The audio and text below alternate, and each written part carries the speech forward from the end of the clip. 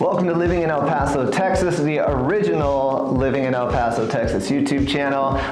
We've got some emulators out there now, but hey, all is fair in business. So, with that being said, what we try to do to stand out from those other folks and other real estate agents in the community is provide you with as much value as humanly possible. If you're considering making a move to El Paso, Texas, one of the things that you're going to want to know about is the different areas of town. We've made these videos now. We've updated them every year, and so in this video we are going to update you on the area known as the Far East. Thank you so much for checking out the episode. Alex, how's everything going for you? Good, excited. The weather's getting better, and I'm excited to talk about what we call the Far East, because there's, it's always been a popular area, but it's growing a lot more. There's a lot of growth happening in there, so I'm excited to talk a little bit about it. Yeah, for sure. Alex is going to really break down a lot of the numbers about the home sales in there and a lot of that growth. Before we do that, let's just touch on the area kind of in general, because obviously, if you're moving to a location, of course your home is important, but what's around your home is also important, whether that's schools, amenities like grocery stores and places to eat, places for your kids to hang out, maybe a gym for you to work out at, what have you. And so let's explain a little bit about the Far East. We're going to pop a map up on the screen, and obviously we call it the Far East, so it's in the east, but it's a little bit further out. It is actually east of 375. 375 is a loop that goes around the entire city. So the Far East is kind of located in the northeast quadrant of El Paso, east of 375, and then just south of Montana. This is very important because we're going to talk a little bit about traffic and transportation. So it's really important that you have a pretty good idea of where the location of these homes are. So really central El Paso, and then northeast, west, then the east side around the airport. That's really where El Paso started to grow when it was a new city, essentially. The Far East wasn't anywhere in sight, nor was Horizon City. But now, as the city has grown, we have these kind of, I guess I would call them suburbs, essentially. You think that's a fair thing to say? Yeah. So we would call these now maybe a big suburb, and this one is located in, like we said, the kind of northeast quadrant of El Paso. 79938 is the zip code. It makes it easy if you're looking on Zillow or what have you to search for homes in this area. But essentially, I would say, what are the oldest homes you think in Far East as far as year built? You can find like early 2000s. You might be able to find something a little bit older, but for the most part, it's a newer area compared to El Paso. I'll say the majority of homes, maybe early 2005, 2010, and a lot of new construction, which we're going to talk about.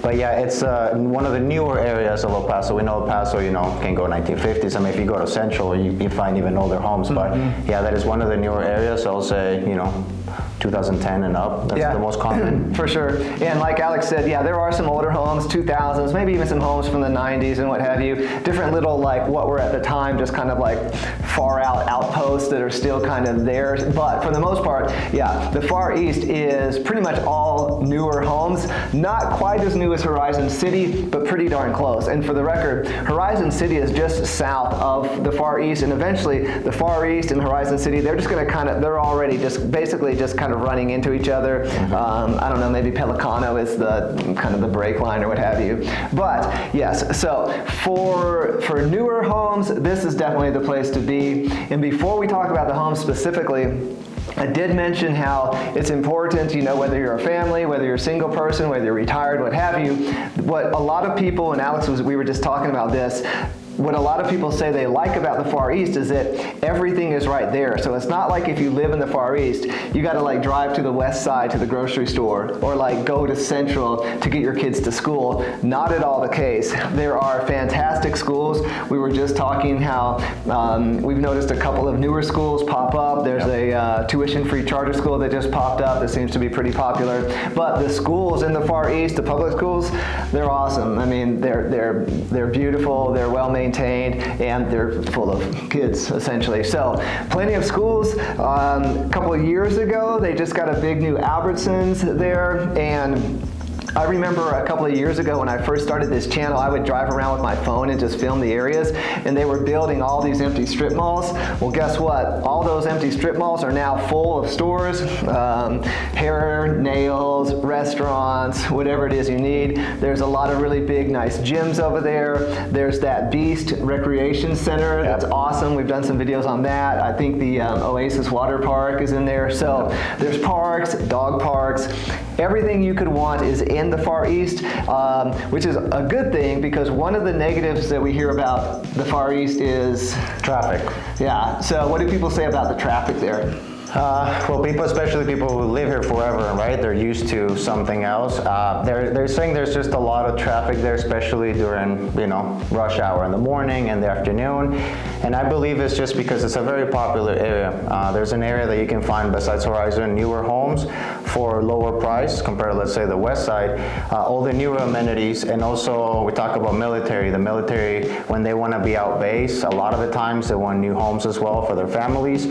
And the Far East is their best option. There's some homes in the Northeast, but for the most part, the Far East. So there's a lot of people moving there, and I think that's what it's, getting a little bit more traffic. I do know they're expanding, right, Montana, so they are doing something to help alleviate a little bit of the traffic, but that's one of the things that I hear people complain the most, especially people who live here. They noticing the changes, and they're like, hey, there's a lot of traffic, but then we have clients who come from, like, let's say, California, and they don't really complain because they're like, this is nothing like what I'm used to, so it just depends on the perspective, but that's one of the things people will complain about. Absolutely, and we're going to show you some footage of Montana there. They've been working on making Montana wider, which is going to really, really help, and it's going to kind of run parallel with Interstate 10. It could get you to the airport quicker, everything like that. And then, like Alex mentioned, military, this is probably the most popular location for military, because in order to get to Fort Bliss, all you really got to do, you jump on 375 and you start heading west, and you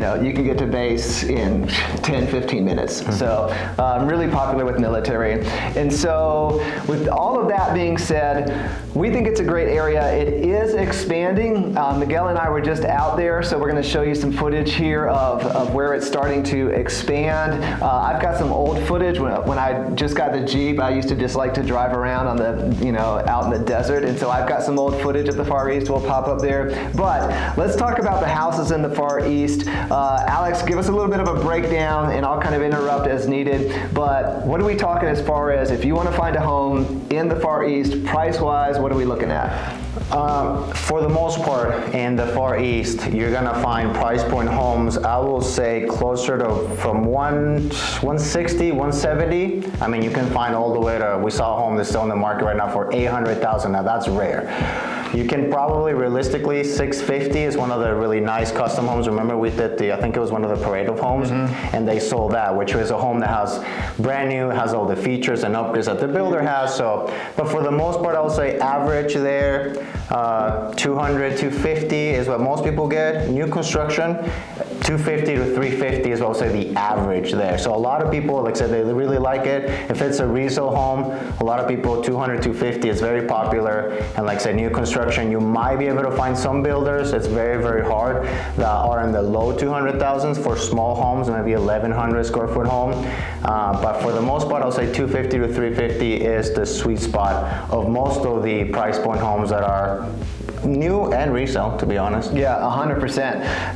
2020, I think, was the first time I did a video on the Far East, and it was basically 200 to 275, like that's where almost it seemed like every house was at that point. And yeah, some even below 200, 180, 190. Mm-hmm. Now, 4 years later, yes, it is appreciated a lot. And so 250, to 300-ish is definitely the price point. Alex mentioned, yeah, we see some homes under 200, but honestly, those homes go like that. Like I don't want to mislead you to think that you're going to get a home in the Far East for under 200,000. Honestly, you probably aren't. An investor will probably swoop in and grab that, or there will be like 50 offers on that home. And they usually are not going to be in the best shape compared to the other homes. So that's usually the reason when you find the lower price point homes, it's because most of the time you say they're investors because they might have some issues that, the seller might not be willing to fix. So For sure, yeah. So resale homes, yeah, 200 to and up, essentially. 250, probably more, is kind of the average. Yeah. So let's talk about new homes. What builders do you see mostly in the Far East right now? There's a lot of builders. You got your, I guess, different price point. I see a lot of new builds, and some of them are pretty similar when it comes onto the finishes. And then you see other builders that, in my opinion, they're a little bit higher end when it comes into the finishes, the type of insulation, all that, and then you get to your custom. But new builders, I mean, you got Saratoga, you got Edwards, Casas de Leon, Point Homes, Palo Verde. There's literally LEH Homes, there's Classic American, Big Homes. There's almost everybody is in there, and like I said, most of them they will start at 250 to 350 will be the average. A lot of 300, 260, 320s. It depends on the builder.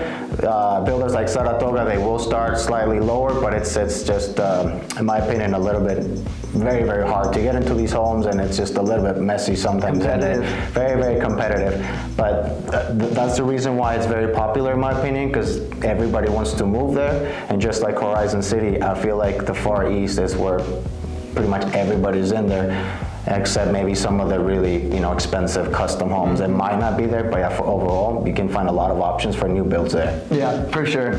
So I think that's a pretty good kind of summary of the Far East. Essentially, arguably, it's the most popular location, I guess. Yeah, I think it's probably fair to say. So it is growing. I think they are going to keep expanding. Of course, they still need to, actually put in a lot of the infrastructure. We were joking about, we used to go to this area, and it's kind of north. It's called, what is it, Homesteads Meadows South, and there's a handful of homes in there, but they didn't even have like all of the infrastructure, like utilities, like water and sewer, like gas hadn't even been run out there, and now that's completely changed. So that area really is blowing up. As always, if you're interested in purchasing one of those homes or selling your home in the Far East, please consider reaching out to us. Anything else you could think about the Far East? No, just reach out if you have any questions. I mean, everybody's in there. There's investors that want to, buy homes to 250 to rent out long term. There's a lot of incentives with new builders. There's usually always incentives, but now there's a lot of good incentives with different builders. So there's a lot of movement. So yeah, we obviously appreciate you guys' time, and any questions you have, please feel free to reach out.